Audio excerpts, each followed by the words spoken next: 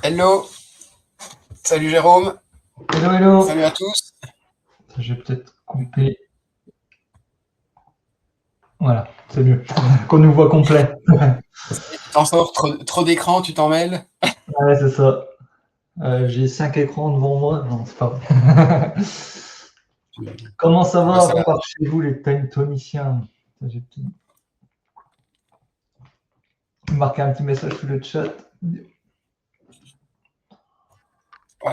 Est-ce qu'on a du monde avec nous? On n'est pas en avance et puis, mais en plus, on n'a pas trop annoncé ce live là. Ouais, la com, c'est notre force. Ouais. Ah, il y a quelqu'un. Salut Johan. Cool. Salut. Merci de ton soutien. Ça fait plaisir.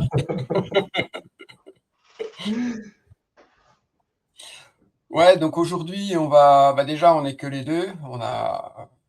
On a Marco qui nous fait faux bon. Là, je l'ai mis un petit peu en dehors de la coloc, donc bon, il reviendra plus tard.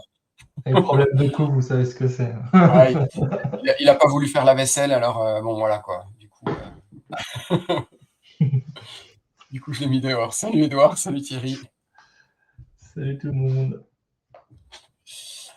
Donc aujourd'hui, on va parler d'import.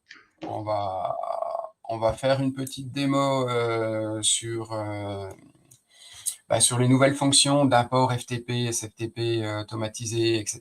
que TimeTonic a déployé. Alors, je sais plus, c'était quand, Jérôme? C'était quoi, il y a une quinzaine de jours, 3 semaines? 15, je pense. Salut Xavier. Salut Xavier. Alors, est-ce que les utilisateurs de TimeTonic, là, Johan, Edouard, vous avez déjà pu essayer ça? Vous l'avez déjà mis en prod ou pas? Bon. Jérôme, toi, de ton côté, t'as fait des essais, t'as testé ou t'as déjà déployé des choses? Non, j'ai juste fait un essai hier soir qui s'est bien passé, mais les effets là, ils feront peut-être autre chose. Mais franchement, ça a été très fluide. J'ai fait un test hier. Je ne sais pas si les gens ils savent parce qu'on ne l'a pas dit explicitement, mais c'est tout ce qui est import-export automatisé en SFTP quoi, par TimeTonic. Donc, j'ai fait un test hier, ça a fonctionné. Donc, on va refaire en live. Je vais tout refaire en live comme si on partait de zéro pour montrer ça justement. Bon, donc je te laisse. Moi, je pars me promener. Je reviens dans 2 heures. Le temps que... C'est ça. Tu passeras le bonjour à Marco et puis. Ouais. Et puis, Alors, et puis on enchaînera avec un petit cas un petit peu le déroulé qui utilise l'IA pour faire un matching de correspondance sur des listes, pour faire des liens avec des sociétés, des contacts des sociétés. Ouais, justement, c'est en lien avec ce que. J'ai pris un exemple qui va bien pour commencer. Donc, alors là, j'ai repris ma base de Time avec les clients. Mais le but, ce qu'on va faire, c'est qu'on va tester les deux les deux nouvelles fonctionnalités, même si c'est la même, on va dire, mais c'est tout ce qui est synchronisation avec des fichiers externes. Je vais faire en export et en import. Donc, juste pour expliquer, là, j'ai juste créé deux vues pour pas mettre tous les champs, juste faire société, adresse, code postal, ville, juste pour le test, en fait, que ce soit facile à gérer pour moi. Et la vue import, c'est pareil, c'est la même chose. C'est juste pour différencier pour moi mes tests. Alors, moi, ce que j'ai juste fait de mon côté, c'est que j'ai créé un compte sur SFTP Cloud, mais c'était juste pour me faciliter la vie. C'est juste un logiciel de SFTP, mais comme il y a une semaine gratuite, je peux vraiment bien tester. C'est facile à mettre en place. Je n'avais pas créé ça sur mon PC ou sur un cloud, etc. à configurer, donc je me suis servi de ça. Donc, au cas où, si vous voulez faire des essais, franchement, ça marche bien et c'est assez simple à mettre en place. Donc, vous pouvez le retrouver là dans l'adresse app sftpcloud.io. Ça vous laisse une semaine pour faire vos tests. Donc, là, j'ai juste créé le compte et j'ai un user qui s'est créé automatiquement. Et dans ce user, on a connexion détail. Et c'est là qu'on a toutes les infos pour connecter son SFTP en fait à TimeTonic. Donc, je vais déjà me mettre dans TimeTonic. Je vais commencer par un export, on va dire automatisé. Le but des exports, ce qui peut arriver, c'est que vous avez un système externe et que vous voulez qu'il aille chercher sur des fichiers ou des transferts à faire manuellement sur un fichier hors réseau. Enfin, vraiment, vous devez automatiser. Comme ça, vous avez des versions aussi d'export, etc.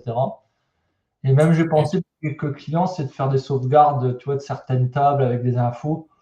Ça peut être intéressant parce que ça vous permet de sauvegarder peut-être même en local, hein, sur un serveur en local, les données des tables, des interventions, des trucs comme ça. Et puis ça vous permet, au cas où, s'il faut en urgence retrouver quelque chose, eh ben, il y a toujours la possibilité, vous avez au moins de la data de sauvegarder comme ça. Et puis, ouais, ce qu'on se disait, c'est aussi que ça sert aussi de moyen d'échange parce qu'il y a des logiciels un peu plus métiers qui n'ont pas forcément d'API ou d'API ouverte, mais par contre qui ont la possibilité de faire des imports-exports automatisés. Voilà, ça peut permettre de faire aussi une liaison des fichiers entre des systèmes différents pour récupérer dans TimeTonic pour des briques métiers spécifiques. Moi, clairement, j'avais des clients qui étaient en industrie, il y avait des ERP où tu pouvais faire que ça déjà. Et même en des fois, il y a même ils ont des ERP internes qui sont pas sous les réseaux, etc. exprès, quoi, en fait. Et comme ça, pareil, SFTP, on échangeait des fichiers CSV pour des questions de sécurité, quoi, en gros, hein, pour limiter les accès de quel que soit le type. Donc, des fichiers en CSV avec un FTP, ça marchait bien. Donc voilà, aussi bien en export qu'en import, on peut imaginer les deux. C'est ça qui est de fort, c'est qu'ils ont fait les deux d'un coup, donc c'est bien, ça peut nous servir dans les deux sens. Donc, comment ça fonctionne? Donc, on va dans la petite brique automatisée, et c'est la ligne là qui a été rajoutée, synchronisée avec des fichiers externes, et ça ressemble vraiment à la partie automatisation, hein, clairement. Et on a les deux boutons, import ou export. Donc, on va commencer par l'export. Donc, l'export, il faut juste lui donner un nom. Hein. Export, j'ai appelé It's Time. Bon, il y a une description si on veut donner un peu de contexte. C'est toujours important, je pense. Vous allez entendre ma machine à café, j'ai oublié de l'éteindre. C'est important d'avoir une vue pour travailler, je pense, parce que ça évite t'exportes n'importe quoi ou des choix que tu voulais pas ou que ça fasse des choses que tu voulais pas. Donc c'est toujours bien d'avoir une vue dédiée à ça, dont les admins ont la main dessus. Donc, Du coup, comme c'est une vue, effectivement, ça permet de contrôler les données en termes de champs que tu exportes et puis d'avoir toujours la même structure. Si c'est en lien avec si derrière le fichier il est récupéré par un ERP ou par autre chose, c'est bien que la structure soit fixe. Ouais, c'est sûr. Ça évite. Et puis, ça permet aussi dans certains cas, d'être éventuellement plus sobre dans ce qu'on exporte, si on a mis en place un filtre pour éventuellement n'envoyer que les données qui ont été mises à jour ou des choses comme ça. Ouais, parce que ça sert à rien d'envoyer 50 champs si dans l'autre outil, tu te sers de 3 champs. Mm. Et puis en plus, tu peux te faire peut-être des champs un peu spécifiques pour adapter avec ton ERP, c'est-à-dire des fois, il y a des champs que tu vas devoir peut-être calculer ou peut-être faire des fonctions pour que ça le mette d'une façon que la data soit importable directement dans l'autre outil. Donc, ça permet de créer peut-être des champs aussi qui vont faciliter l'import de l'autre côté. Je Donc, crois qu'il y a Thierry qui voudrait que tu lui livres un petit café avec le chocolat et puis le spéculoos qui va bien. qui me donne ses identifiants et mots de passe de son SFTP, je lui envoie. Je lui envoie un petit café. Alors, pour la configuration, donc on a type de connexion. Donc là, FTP ou SFTP, suivant ce que vous utilisez derrière. Je crois que c'est plus sécurisé SFTP. Il me semble. Le S c'est pour sécurité, non? Ouais, c'est ça l'informatique, ils mettent un S, puis ils nous font croire que c'est sécurisé, quoi. FTP, HTTPS, voilà. C'est ça. C'est le S qui fait tout, hein, en fait. Il n'y a Ouais. rien de technique derrière. Donc là, comme je vous ai montré tout à l'heure, mon utilisateur, sur l'app que j'ai utilisée, mais ça pourrait être valable sur d'autres trucs, on a souvent, quand on a un SFTP, quand on a un serveur FTP, on a le host, ça veut dire l'URL sur lequel le SFTP est monté. Il y a l'username, c'est souvent le login, quoi, si vous voulez, et le password, le mot de passe. Et là, je suis en SFTP, donc c'est le port 22, je crois qu'on sent FTP. Ouais, voilà. Ça dépend lesquels. FTPS. Tu vois, le S, il est à la fin, c'est différent. C'est 21. Donc là, nous, on est en 22 et je vais coller les informations. Donc, host, toc, je colle le host, le port 22 est déjà mis et l'identifiant. Bon, je vais cacher quand même le truc, même si ça va pas trop me servir. Attends, j'ai déjà fait le mot de passe, j'ai pas fait l'username. Toc, voilà. Après, il y a le chemin du dossier. Donc là, j'en ai pas créé. Donc si je fais logiquement, je vais tester de suite en direct. Je vais m'en créer un. Là, il y a File Manager, en fait, et on peut se créer les dossiers dans son FTP. Donc je vais l'appeler Export. Et je vais déjà créer un port aussi pour être tranquille. Ouais, de toute façon, le file manager marche comme un explorateur de fichiers dans Windows, Mac. Enfin voilà, on crée l'arborescence qu'on veut.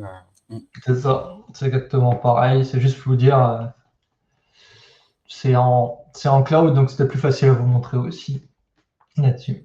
Donc, toc, est-ce qu'il recharge tout directement? Ça, toc. Il y a la petite. Ah, un petit refresh. Ah, j'ai tout pensé, ils sont bons. Donc, export.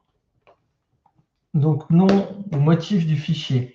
Donc, c'est le nom qu'on va donner à notre fichier, hein, clairement, d'export. Donc, bon, je vais l'appeler Est-ce export. que, est-ce que tu peux utiliser des champs dans le nom du fichier? Ouais, c'est vrai que j'ai pas pensé. Non, je pense pas. Alors, attends, suffixe du nom du fichier. Ah, ben peut-être. Ouais, enfin, après, tu peux utiliser des variables un peu toutes faites qu'ils ont fait, mais ils n'ont pas fait que tu peux utiliser une variable d'un champ. Donc, si je l'appelle, ouais, je vais marquer, ouais, it's time. Je voulais pas trop mettre de nom compliqué. Format de l'export CSV, suffixe. Bon, c'est bien toujours de mettre une date et une heure ou quelque chose, parce que comme ça vous permet de suivre, parce que si vous faites plusieurs exports, au moins, ils n'auront pas le même nom, ils auront les informations et vous pouvez retrouver dans la temporalité ces éléments. Donc, je vais mettre date et heure.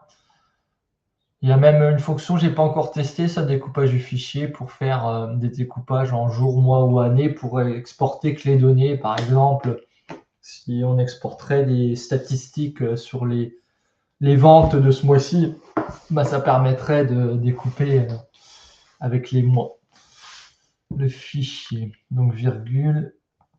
Je crois qu'on est en point virgule. Enfin, si je veux le réutiliser, ouais, c'est pas grave. Toc. Ouais, mais du coup, tu as le choix du format du Tu as le séparateur. choix du format parce que si c'est importé directement dans ton outil ERP, par exemple, c'est important de pouvoir le changer parce que si tu veux faire des imports automatiques, il faut que les formats soient correspondants. S'ils ne sont pas paramétrables de l'autre côté. Donc, guillemets Ouais. double. Format de la date, bon, je vais laisser pour l'instant le format du champ que j'ai utilisé, mais on pourrait changer le format des dates pour que ça corresponde justement à l'outil qui va utiliser pour l'import. Séparateur décimal, bah pareil, tu peux choisir un thème tonique ou choisir le format de tes nombres, quoi, en fait. Et là, il y a tout ce qui est un peu stratégie d'export. C'est si tu fais des exécutions en même temps, par exemple, tu vas faire plusieurs exports parce que tu as plusieurs exports sous la même table, sur les mêmes champs, etc., ou le découpage qui est différent, bah, ça te permet de faire que chaque fois ça va se passer ou soit ça soit ignoré s'il y a eu 2 fois le même export. Bon, là, on n'en a plus rien à faire dans notre essai, mais bon, ça peut arriver. Et en cas d'échec de l'exécution, est-ce qu'on arrête ou est-ce qu'on garde l'export en fonctionnement? Parce qu'il se peut qu'il y ait des erreurs. Donc Du coup, là, le continuer, je me demande ce que ça a fait, si ça te donne un fichier qui, alors, du il coup, faut, il faut qui est savoir trompé. Hmm. justement, après, il t'avertit. Bon, les exports, je pense qu'il n'y a pas trop de soucis. En réalité, c'est plus pour les imports, mais pour les imports, tu as plus de fonctions justement pour ça. Mais là, s'il y a une erreur de l'export, à mon avis, c'est plus dû au FTP que tu n'arrives pas à te connecter ou autre. Je pense que ce serait plus ça. Et là, ça permet soit d'arrêter, de dire, eh ben, il y a un souci, il faudra aller voir, ou peut-être modifier les choses, ou soit continuer. C'est parce que des fois, ça arrive qu'il y ait des problèmes de connexion et la prochaine fois, il va retenter. À la prochaine occurrence, si c'est automatique, ou soit il va refaire. C'est vrai que faudrait que je regarde la doc, parce que pour être franc, j'ai même pas lu la doc. Donc il faudrait peut-être lire la doc pour aller plus dans les détails. Si C'est c'est vrai, important. quoi, le continuer, est-ce que du coup, ça recommence jusqu'à temps que ça marche, ou est-ce que ça... Enfin voilà, puis l'échec, est-ce que c'est l'échec quand il arrive sur le serveur, comme tu disais, si c'est un problème de connexion, ou est-ce que si c'est un échec, on va dire, interne time tonique, parce que, je sais pas quoi, le serveur est occupé, et puis il a du mal à faire à créer le fichier, ou... Ouais, c'est vrai que bon. Ouais. Bon, après, je pense que faut regarder dans la doc. Je regarderai tout à l'heure pendant que tu feras ta petite démo pour voir si je peux préciser certains points. Bon, de Et toute donc, façon, ça fonctionne, il n'y a pas de raison que ça fonctionne pas. non, ça fonctionne toujours. Et d'ici 2 secondes, on va voir que ça fonctionne pas. J'ai pas. C'est moi qui n'ai pas validé. Oh, et puis Thierry vient de mettre le lien vers la doc, donc, dans le chat. Nickel. Comme ça, je pourrais la Voilà. lire. Ah, j'ai du mal avec ces trucs de sélection. Hop, donc m'avertir, c'est pour avoir les échecs ou les réussites, ça permet d'avoir un petit mail. Et il y a tout ce qui est planification, c'est pour automatiser, pour que ça se fasse tous les jours, toutes les semaines, tous les mois. Bon, là, je ne vais pas le mettre, mais c'est intéressant justement pour des synchrones automatiques, que ça se passe tout le temps tout seul, etc. Il y a une planification des récurrences. Donc là, je vais faire enregistrer. Je crois que même oui, on peut, après qu'on a enregistré, on peut faire lancer maintenant, en fait. Comme ça, on peut tester. C'est ça que j'ai trouvé bien aussi. Je me demandais s'il bloquait avec les récurrences ou pas, mais non, tu peux aller dedans et à chaque fois faire lancer maintenant. Donc là, on va déjà Par voir contre, si. on peut pas le faire pour qu'il se lance sur une action de l'utilisateur qui n'aurait pas forcément accès aux paramètres de l'export. Ah, ça, je Tu pense vois, pas. genre intégré dans une autom, j'ai pas fait gaffe si non, dans les autom, il n'y a pas d'action qui a été rajoutée pour aller chercher un import ou un export. Non, Je je crois pas, crois, hein, j'ai pas vu ça. je crois pas. J'ai pas vu non plus. Donc, toc, je vais me mettre là-dessus. Donc, non, c'était export. Si je vais dans import, ça va pas aller. Donc là, je l'ai fait 2 fois. Je pensais que la première fois, il avait tout. Parce qu'il y avait le champ de découpage que j'avais pas mis, mais ça a marché quand même. Donc là, j'ai appuyé 2 fois. C'est pour ça qu'il y en a 2. Donc il y a bien les fichiers qui existent. je vais pas aller voir dedans, hein, ça va exporter la vue. Ouais, de toute façon, ça va être sur mon truc, donc je vais regarder quand même, je vais l'ouvrir de mon côté, mais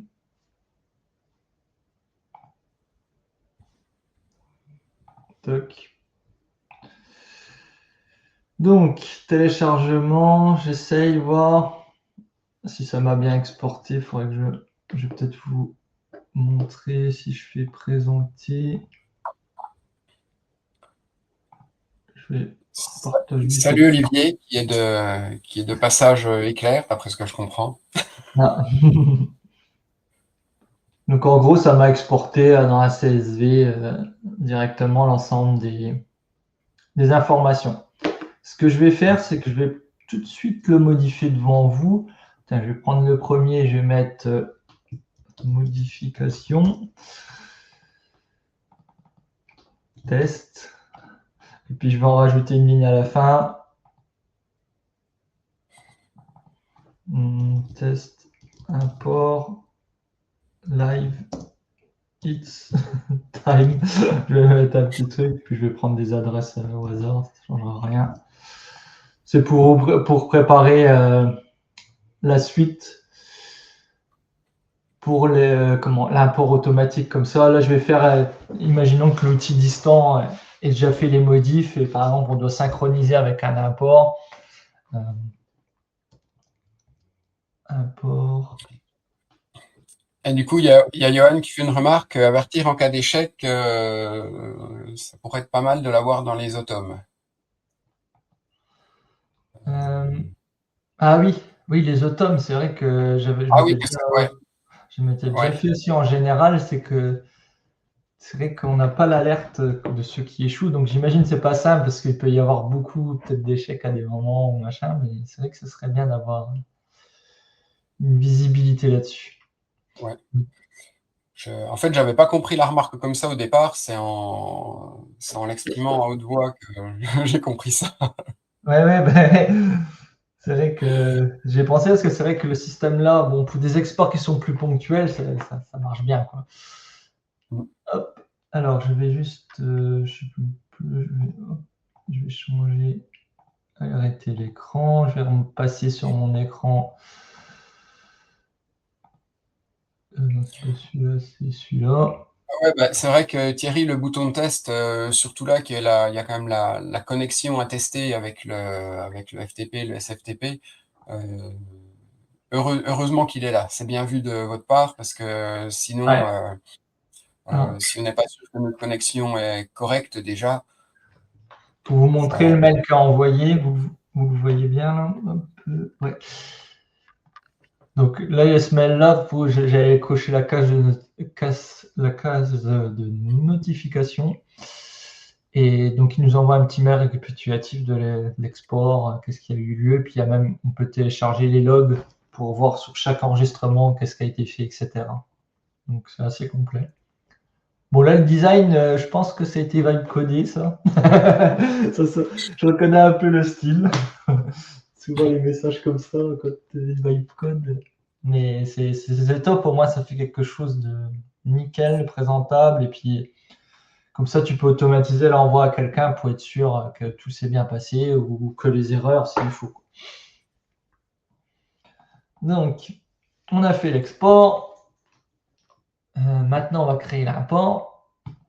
Donc, nouvel import. Hop, je vais appeler import it's time. Donc, on doit mettre les mêmes informations. Hein, c'est le même FTP. Attends, je vais quitter ça. Donc, je vais me mettre dans user.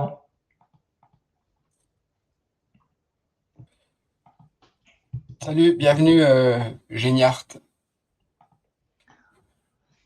Bienvenue, bienvenue, bienvenue. On est en train de tester une nouvelle fonctionnalité sous TimeTonic d'import et d'export automatisé sur des serveurs FTP. Donc là, je suis en plein test live de création. Je crois pas que je t'ai déjà vu, Jenny Hart. Tu fais du TimeTonic ou pas? Le pseudo, non. Le pseudo ne me dit rien, moi non plus. Donc là, j'ai mon fichier import. Alors là, nom et motif du fichier. Alors c'est là qu'on va, en gros, mettre quel nom il porte. Alors on peut mettre, j'ai vu, il y a les vidéos de comment elle s'appelle déjà, j'ai perdu son prénom. Émilie? Ouais. Donc Ouais. il y a ces vidéos qui sont disponibles et j'ai tout testé sans les voir. Ça veut dire que c'est très, enfin sans lire la doc et sans voir ces vidéos, franchement ça va bien. Puis après j'ai regardé sa vidéo pour voir un peu les détails et elle disait qu'on pouvait mettre ici par exemple une étoile pour dire tout ce qu'il y a derrière, ben, on le prend en compte. Donc par exemple si je mettais it's time, si je mets une étoile Ouais, ici, .csv, ça va ouais, prendre.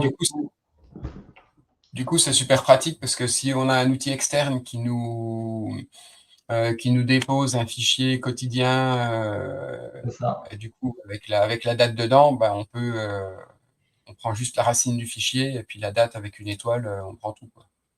C'est exactement ça. Ouais, pour faire le... Je vais mettre mon import. C'est celui que j'ai modifié tout à l'heure en live. Je vais le remettre. Hop.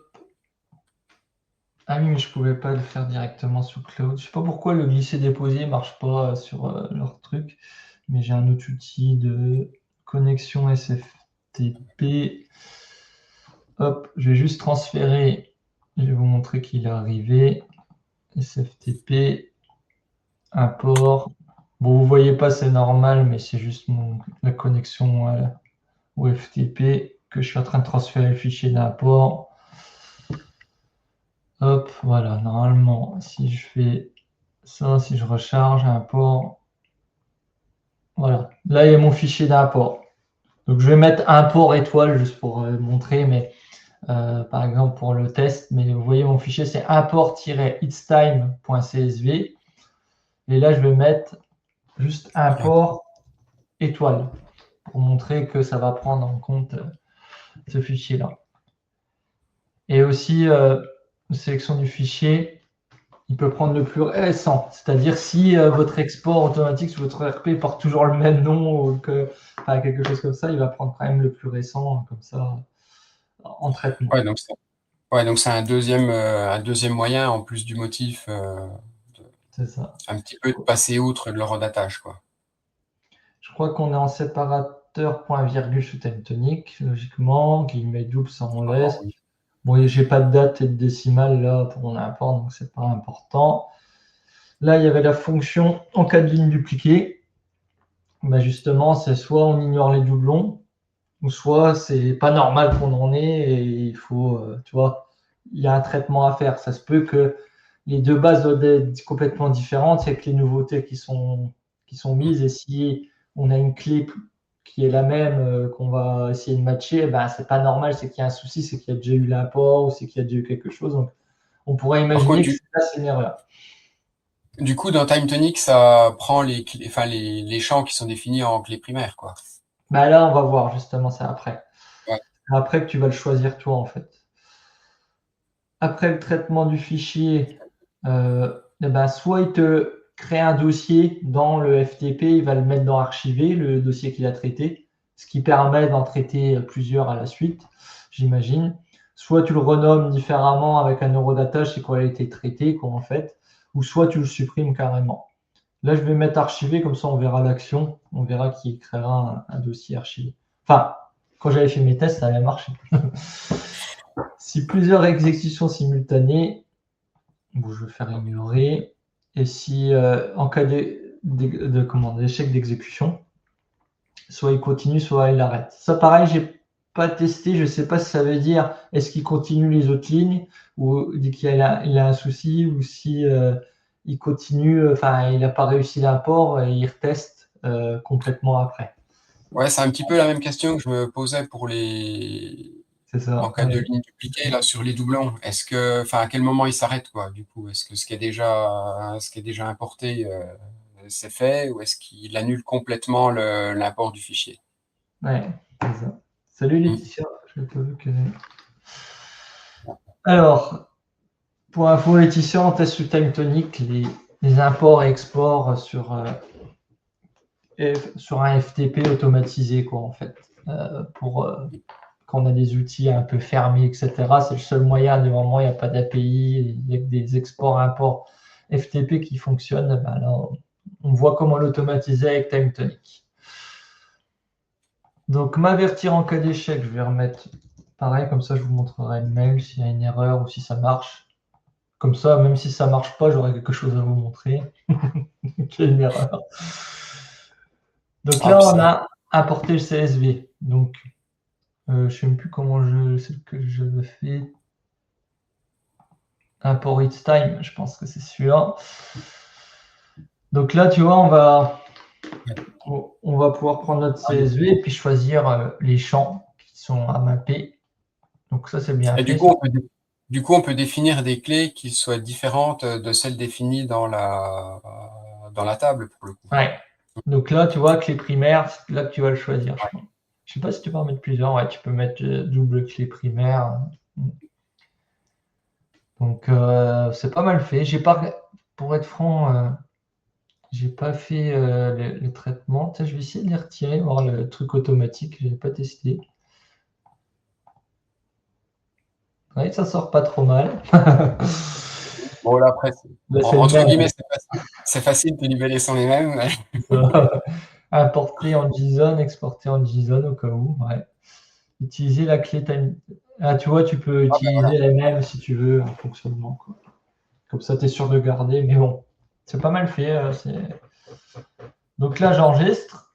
Donc là, ce qui est important vraiment, c'est la clé primaire. Il faut vous dire qu'à chaque import, il va comparer celle-là à ce qu'il a dans le fichier et savoir s'il va créer l'enregistrement ou modifier suivant si elle est existante ou pas. Donc voilà. Donc là, on est bon. Et puis pareil, planification, bah, pareil que tout à l'heure, c'est pour automatiser cet import. On peut l'imaginer comme ça. Donc, je pense que c'est bon. On va enregistrer. Donc si je lui dis test de configuration, il va essayer. Donc il va mettre connexion réussie, il a trouvé le fichier. J'avais créé un seul enregistrement, donc il me l'a bien fait à créer. Et ils les mettent tous, ouais, ils les mettent tous à jour. En fait, dès qu'il trouve, il le met à jour complètement. Par Donc, contre, il y a une ligne où tu avais changé le contenu du champ, là, où tu avais remis modification. ouais, mais il est pris dedans, en fait. Tu vois, Ouais.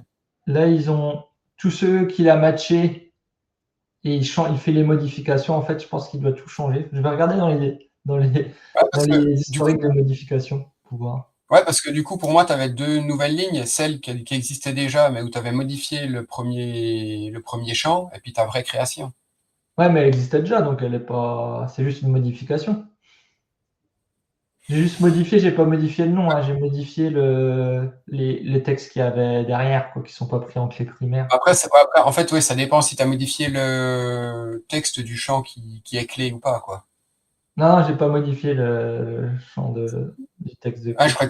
je croyais que c'était le texte de clé que tu avais modifié, c'est pour Ah, ça. c'est vrai. Pour ça, donc il compte tout en mise à jour, même qu'il n'y a pas eu de changement, il Ouais, compte tout en mise à jour. Ça, c'est bon à ouais, c'est savoir. logique. Je sais pas si. Je vais juste regarder. On va enregistrer. Le test, est-ce qu'il importe ou pas? Ah non. Tu vois, il fait juste le test, je crois. Ouais.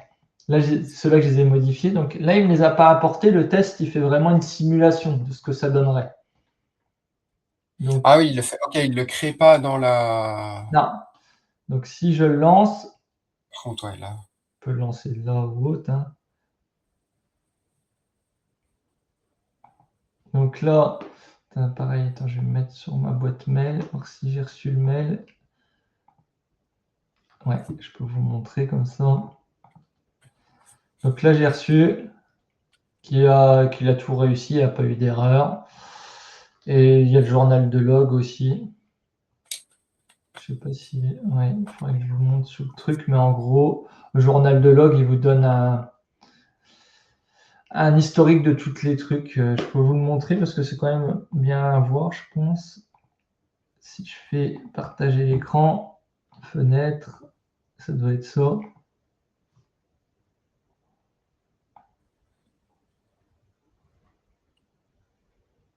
Ouais, je vais plutôt mettre comme ça, vous voyez bien. Ouais, ça a l'air pas mal là. Donc comme ça, on voit chaque ligne. Il n'y a pas eu de changement. Après, là, il me dit qu'il n'y a pas eu de changement. Ah oui, non. Oui, c'est la 3 à 4. Ouais. Ouais, c'est Et la 3, 1 tiens, et je sens la 2, justement, il a mis updated, updated. Tu vois, les deux premières, je les avais changées, donc il les a bien ouais. mis à jour. Et il a fait sous la dernière un insert. Ah, c'est pas mal tout le suivi, ça, quand même. Pour faire ces tests, surtout que tu n'es pas sûr, comme ça, tu vois comment ça fonctionne. Hop, je vais repasser sur. Ah non, je voulais inviter une personne. Non, je pense pas. Je vais partager l'écran plutôt. Je pense que c'est bon. Voilà. Donc là, si je regarde l'import, si je mets à jour, je pense que je n'avais pas mis à jour. Voilà. Donc là, il m'a changé. Tu vois, j'avais mis une modification et test sur les champs adresse. Ben, ça a bien fonctionné. Et normalement, il y a test import live qui est tout en bas. Donc, il m'a importé. Mm. Donc, ça fonctionne bien. C'est assez simple, je trouve. Les fonctionnalités sont quand même avancées. On peut gérer quand même quelques cas spécifiques. Donc, je trouve ça vraiment pas mal. Et je sais pas si vous voyez d'autres applications, d'autres choses intéressantes, mais en tout cas, je pense pour certaines, on va dire, avec des logiciels un peu spécifiques qui n'ont pas d'API, ça peut vraiment trouver une porte de sortie à pouvoir automatiser toute cette partie-là d'export-import. Ça peut être sympa. Comme ça, c'est bien, on peut exporter les données pour ensuite les utiliser dans Excel. Ouais, c'est ça. C'est ça, le gars, il a tout sous Tonic, mais il sert que d'Excel sous le côté pour travailler Ouais. avec. Et il réimporte après. Ouais, voilà. Ben, voilà pour le tour de ça. Si vous avez des questions, n'hésitez pas. Puis je pense que je vais laisser, s'il n'y a pas de questions, la place à Martial pour qu'on on teste son cas en live, hein, Ouais, Martial. on va tester un petit cas, en fait, qui est un petit peu la suite, qui pourrait être la suite des imports. Mm. Donc, alors, je vais partager, ajouter à la scène. Donc, l'idée, c'est un CRM avec tout simplement des sociétés, des contacts, structure de base, tout ce qu'il y a de plus simple. Et puis, est-ce qu'il faut que je nettoie un peu là avant qu'on... Ouais, non, ça a l'air d'aller. Mm. Et puis donc l'idée, c'est de dire, bah, je suis sur un salon, je récupère des inscriptions à un événement, et je veux rajouter des contacts à mon CRM et qu'ils soient liés à la bonne société. Le problème qu'on peut rencontrer, c'est que les noms de société peuvent être plus ou moins bien écrits, bien orthographiés, la case pas toujours respectée, enfin voilà. Et donc l'idée, c'est de matcher avec le bon nom de société, même si le nom est approximatif. pense que, je pense que le cas est assez clair. Donc là, alors, je n'ai pas poussé comme Jérôme, j'aurais pu, mais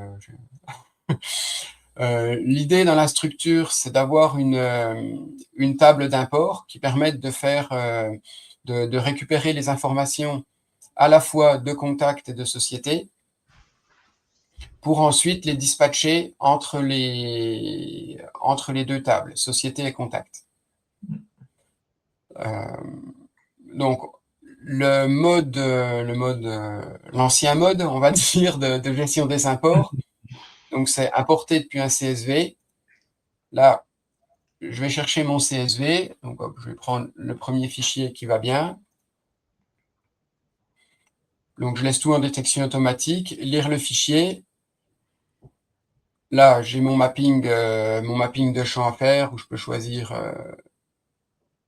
je choisis les champs de ma table. Mm. Hop, OK, je démarre l'import. Donc là, l'import, tout va bien. Je vais fermer tout ça. Et donc là, dans ma table import, j'ai récupéré mes lignes de fichier, les lignes de mon fichier, mes nouveaux contacts.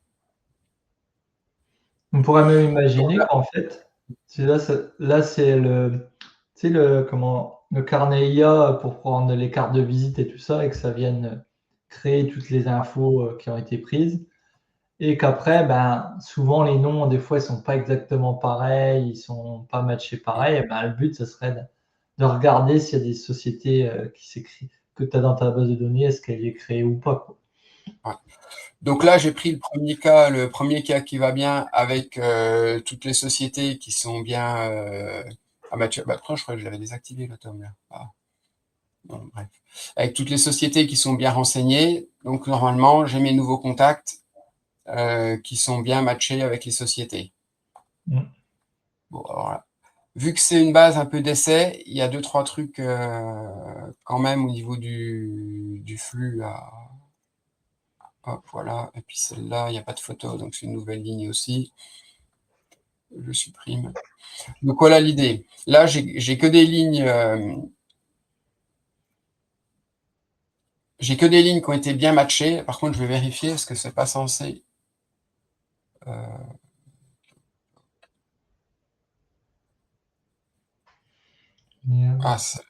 voilà, c'est celle-là qui m'a mis le bazar. Voilà.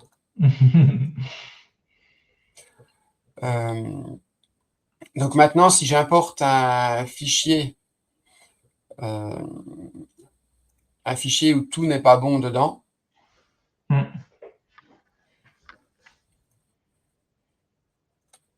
voilà, donc je vais vite sur les étapes là. Le mapping, normalement, il est toujours bon. OK.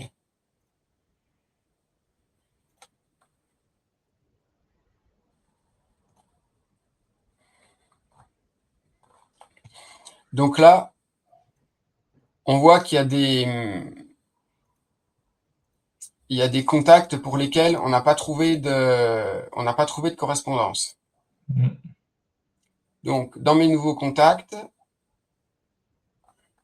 ceux pour lesquels il y a des correspondances, ben c'est bon, ils ont été ajoutés avec la société qui va bien. Et par contre, là, normalement, voilà. Ben, tu vois, là, ça l'a pas fait, Jérôme, le lien. Il s'est pas fait. Ouais.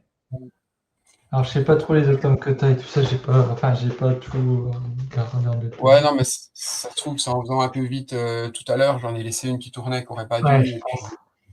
Ouais, ça doit être ça. Donc là, en fait, j'ai une vue que j'ai filtrée. Alors, j'ai une automatisation, hop, qui me fait, voilà. Quand il n'y a pas de lien vers la société, enfin, ça vient me rajouter le nouvel enregistrement dans la table contact et ça me crée avec le nom, prénom, le poste et le lien vers la société. Ouais.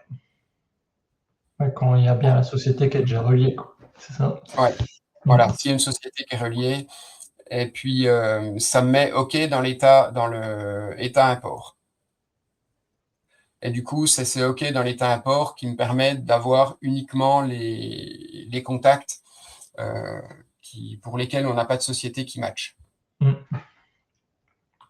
Et donc, l'idée, c'est comme j'ai pas de société qui match de manière hyper précise avec le même libellé, c'est d'avoir une proposition par l'IA de me dire quel lien je peux mettre. Donc là, la proposition de matching de la société, c'est un champ qui est complété par l'IA suite à une analyse des sociétés qui sont déjà dans la base. Alors, cette analyse, elle est faite via une table intermédiaire qui me fait la liste des sociétés. Donc là, je l'ai appelé juste lien liste. J'ai créé juste une ligne que j'ai liée avec la table société. Donc,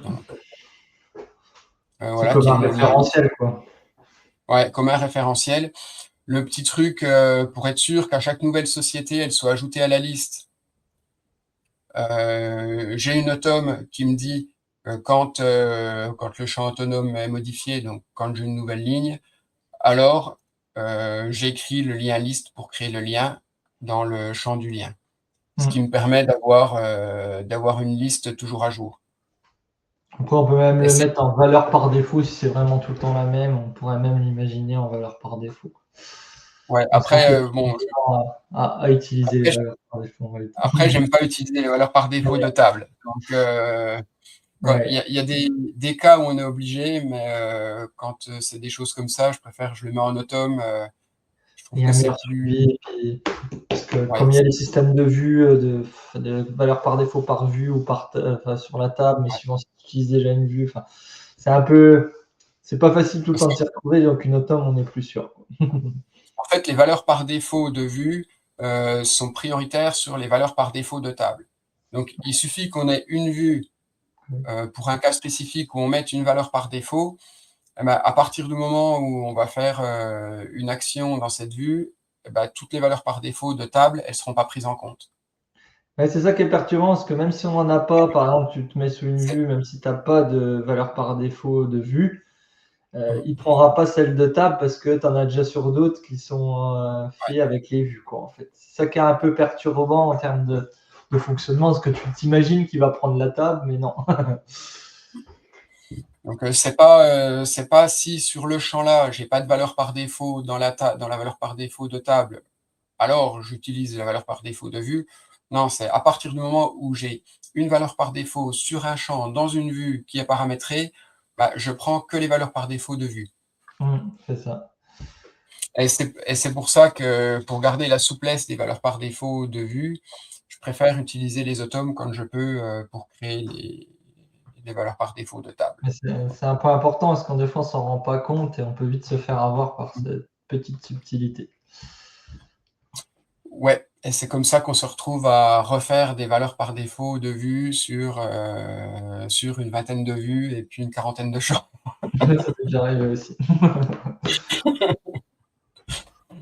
C'est pas une nuit blanche, mais bon, ça fait quand même faire quelques cauchemars. C'est ça. Euh, donc voilà, là du coup, j'ai la même mécanique de créer le lien vers la liste par Automn pour créer la valeur par défaut dans ma table des imports. Et puis, je récupère ma liste de sociétés. Donc là, j'ai une belle liste avec toutes les sociétés qui sont déjà renseignées. Et puis donc, l'idée, c'est que l'IA me propose, dans le champ proposition matching société, une des sociétés de la liste, si le nom ressemble, est assez proche. Mm. Alors, par contre, là, toc, il faudrait que je récupère. Ouais, on va faire. Le problème, c'est que dans mon automne, du coup, j'ai viré le fait de mettre ça. Attends, lien. Non, c'est dans mon. Je vais, je vais refaire le cas. Tu vois, quand on bricole. Ah oui, parce que tu avais une tome qui avait viré les trucs, c'est ça? Bah, du coup, le problème, comme je vais coller directement dans le lien vers la table, j'ai Mm. perdu l'infotexte du nom approximatif. Mm. Ouais, Alors, donc, je remets les choses un peu, enfin, comme je sais pas elles si on peut dire devraient être. état initial. Voilà, voilà.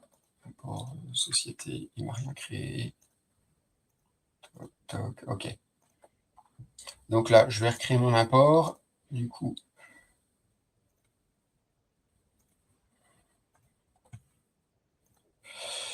par contre, tu vois, pour le cas là, bon, c'est pas grave, on va pas utiliser le lien. En fait, il faudrait que mon champ du CSV, je le mette à deux endroits différents. Oui. Mais, Donc là, bon, tant pis, on va pas faire le lien, on va juste tester le. ah Voilà. ouais, on va faire comme ça après que le nom, c'est pas grave. Ouais. Tac. Je vais un peu vite, est-ce que j'ai. Ouais, voilà, c'est bon.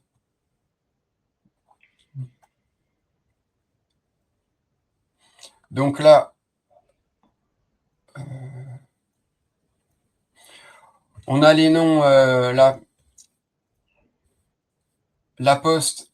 Par contre, là, tu vois, qu'est-ce qu'il m'a fait? Non, il n'a pas recréé.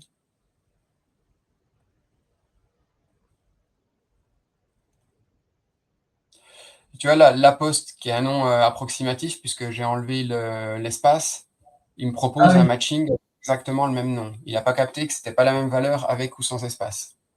ah oui.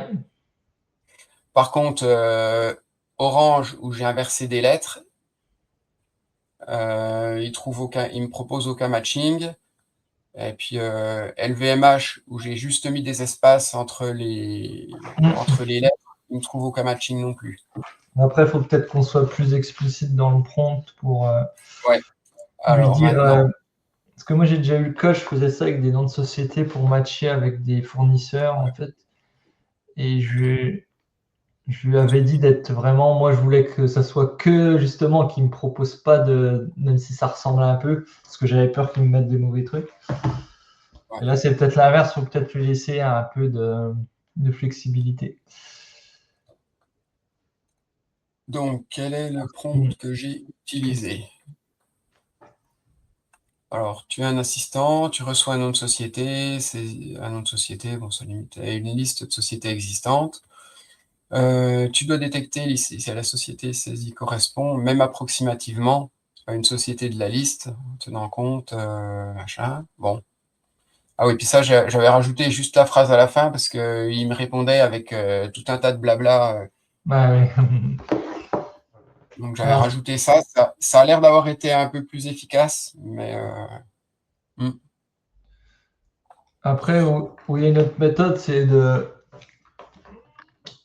comment. Enfin, ça serait de faire pour les cas qui n'ont pas matché à la base. Tu lui dis de te proposer qu'est-ce qui matche le plus dans une liste, tu vois. Et comme ça, tu prends le bon après. Mais bon, ça le ferait pas automatiquement, quoi. Mm. Ouais, mais tu vois, là, après, je lui demande cette société correspond-elle à une société de la liste? Donc, si oui, le nom exact. Et sinon. Ah oui, attends, c'est là que sinon. Voilà, c'est ça, attends, c'est là que je suis pas Ouais. allé au bout. Sinon, recherche une société, comment on peut lui mettre ça?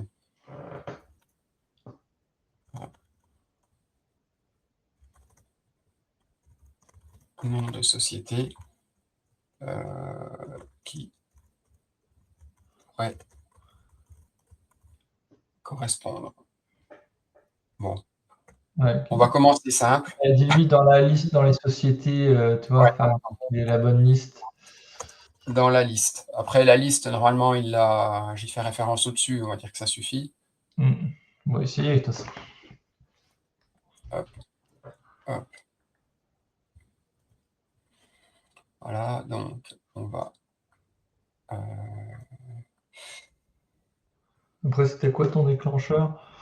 Oh, attends, bah, le déclencheur, c'est quand la ligne est créée. Je vais rajouter un truc Ouais, c'est ça. trigger pour pas tout relancer à chaque fois parce que En plus, ça va faire pour tester. voilà. Et puis dans le tome, matching CRM, ouais, c'est ça. Lorsque le champ. Là, il rajoute un petit trigger pour le faire manuellement, pour que ce soit plus simple. Pendant les Ouais, tests, à tester. ouais. Et du coup, ça permet de tester en plus les cas individuellement. C'est Mm. un peu plus smart que de relancer à chaque fois 15 appels à l'IA. Au moins, on C'est les sûr. relance un par un.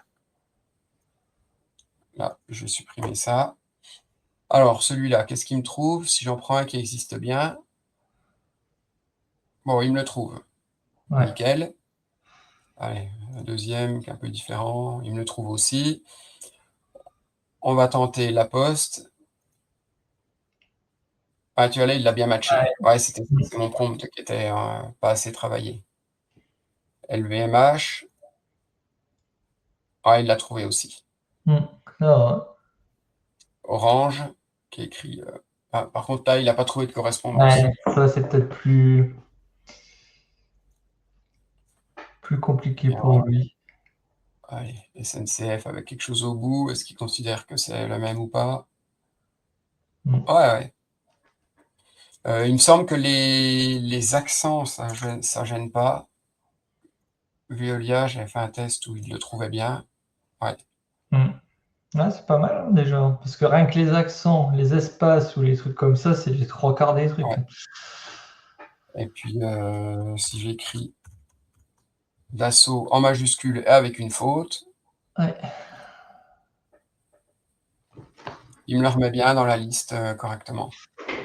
Top. Donc voilà un moyen du coup, de sécuriser un petit peu les imports, les matchings. Alors là, on n'est pas allé complètement au bout du cas parce qu'il faut faire les atomes derrière qui vont bien pour reprendre les sociétés. Ouais, pour faire un matching Sur complet, quoi. Et puis... voilà, pour faire le matching complet dans la table contact. Et puis, mais voilà le principe. Et puis donc, pour finir le matching complet, bah, c'est ça, créé dans le CRM.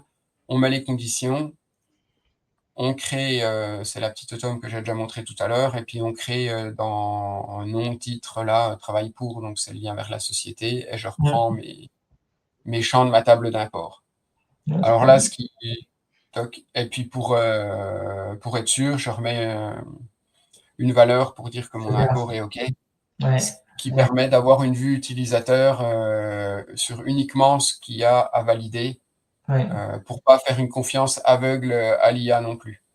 Mm. Après, l'idée dans le flux, ce serait tout ce qui est pas validé. On regarde la proposition de matching. Si elle nous va, c'est par exemple, je coche, et puis du coup, ça fait le lien, et puis ça dégage de la vue à valider. Je pense que c'est bien cette méthode-là, c'est toujours se dire l'IA, ben, comme dirait Xavier durant son œuvre, n'est pas déterministe. Donc, il y aura toujours une erreur. Quoi qu'il arrive, c'est juste savoir dans le temps, au bout de combien de temps il y aura des erreurs, mais sur 100 cas, il y aura peut-être une erreur, c'est obligé. C'est de la probabilité. Donc, Mm. toujours un contrôle humain dans chaque Voilà. boucle avec l'IA pour Ouais. valider juste les cas où tu as un doute ou machin, etc. Là, comme là, le cas, ben, il y a les atomes qui prennent le pas. Quand il y a besoin d'un traitement IA, on le fait, mais toujours un humain qui valide. Comme ça, au moins, on a une vérification et l'humain, déjà, il a beaucoup moins de choses à faire que l'étape initiale qui était de tout matcher, de tout regarder, est-ce qu'il y a eu une erreur, est-ce qu'il n'y a pas eu d'erreur. Enfin, déjà là, ça facilite grandement le travail. Il faut s'imaginer Surtout que avec là, un apport je sais pas, ça arrive, il y a des sociétés, ils vont apporter 3000 contacts d'un coup, quoi. Donc, ça ouais, peut puis faire. là, le cas est simple. Si je veux rechercher LVMH, voilà, mais s'il faut que je fasse à chaque fois, je recherche manuellement. Ah, ok, il existe. Ah, bah bon. Si l'IA, elle peut déjà nous faire, on va dire, que déjà, on a 80% du matching qui est fait automatiquement parce que ça va bien, c'est les bons noms de société. Sur les 20% qui restent, si l'IA, elle nous fait 80-90% de propositions cohérentes, on a juste à cliquer sur un bouton et pas à se casser la tête pour dire OK, je valide ton choix, euh, on gagne pas mal de temps déjà. Je vais expliquer un autre cas. J'ai eu récemment chez un client, c'était un import sur. Il avait des contrats, des noms de société et des contacts, le tout dans un seul tableau Excel. Et en fait, moi, le but, c'était de réimporter ça dans mon outil, mais moi, c'était trois bases différentes, quoi. C'était client, contact et puis contrat. Et donc, on a déjà matché tout ce qui matchait bien en standard. Tout le reste, tous ceux qui n'ont pas été matchés par l'import initial, eh ben, je l'ai passé dans une IA pour qu'il me propose des valeurs. Et comme ça, en fait, lui, il avait un tableau pour matcher justement et de faire les choix là où il y avait un doute, où il fallait créer un enregistrement ou machin. Parce que c'était un traitement, il y avait, je ne sais plus combien, 300 contrats avec enfin, presque autant de sociétés et encore plus de contacts. Donc, à faire manuellement, ça prenait un temps fou en fait. Et là, assez facilement, on pouvait faire un système comme ça qui lui proposait des valeurs et qui lui proposait sur les quelques cas qui restaient à matcher ou pas. Et c'est Bah, vrai que ça lui prenait un temps fou, puis en plus, manuellement, ça doit être une grosse source d'erreur. ah ben oui, clairement. Ouais. Clairement. Et là, ce que tu as fait, c'est que tu as fait un joli combo entre l'automatisation, l'IA et puis l'humain pour que chacun fasse ce qu'il sait faire de mieux. C'est ça. Mais il faut pas oublier que l'IA c'est bien, mais si tu peux faire une automne, c'est quand même mieux, c'est plus déterministe. Après, tout ce que tu n'arrives pas à faire avec l'automne, tu peux le donner à une IA pour essayer de t'aider à le valider.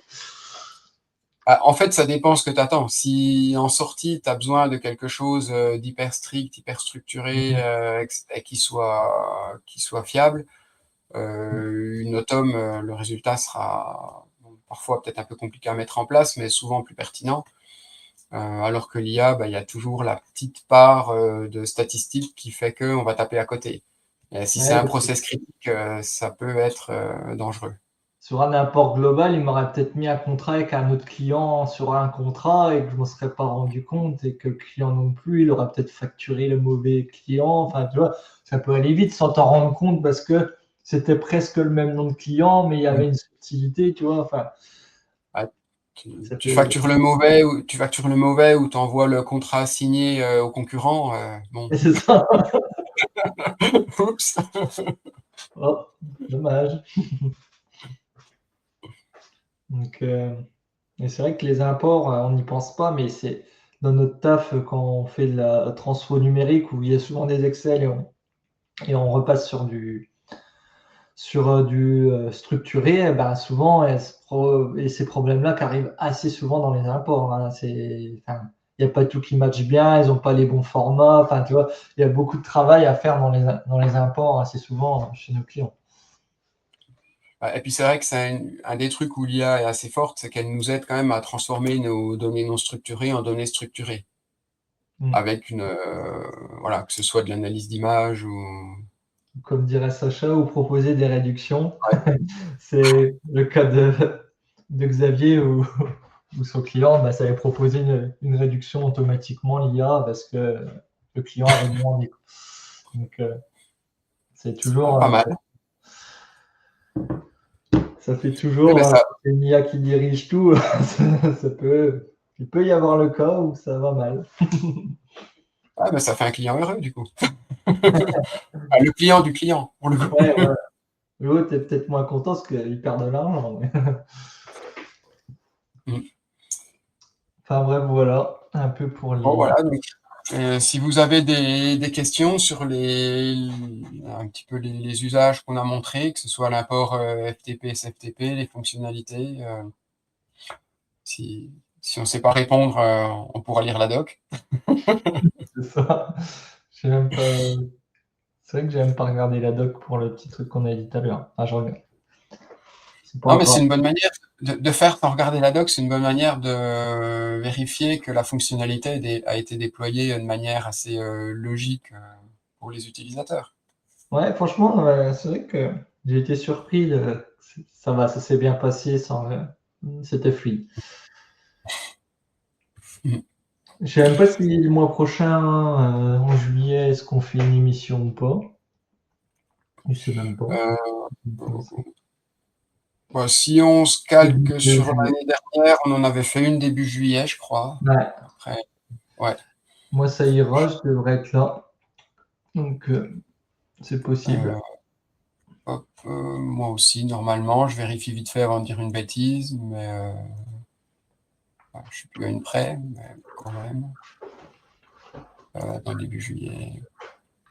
Ce sera l'anniversaire de mon frère, le 2 juillet. Mais j'aurai Ah pas bah, encore vu à ce là à 13h, ça va. du coup, on fait comment pour son anniversaire? On l'invite? Qui nous parle de Tonic. Ouais, il faudrait. Bon, il est responsable maintenance dans une boîte dans le Champagne. Donc, il y a des cas Time Tonic et ça serait bien à mettre en place pour eux. Non, bah donc rendez-vous a priori le 2 juillet pour la prochaine session. Bah, comme d'hab, vous êtes habitués, on sait encore pas de quoi on va parler.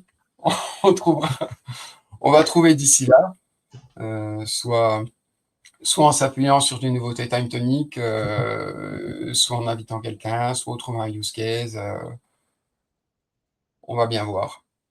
Ouais, ouais, ouais, comme d'habitude. Avec beaucoup de communication en amont, bien sûr. Bon, bah merci à tous, merci Jérôme, et puis à la prochaine. Bon après-midi. Allez, à plus tout le monde.